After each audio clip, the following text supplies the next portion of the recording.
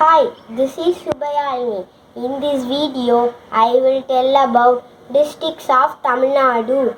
Tamil Nadu is one of the 28 states in India. Tamil Nadu's capital is Chennai. Tamil is official language in our state and it is oldest language in the world.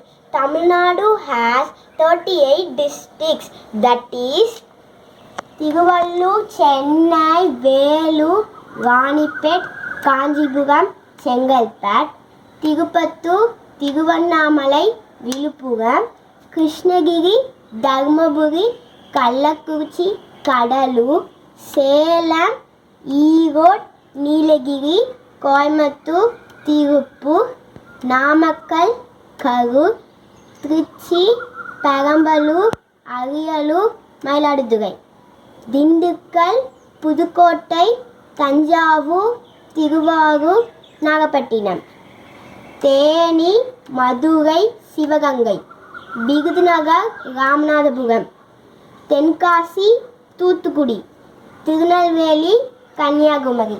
Thank you.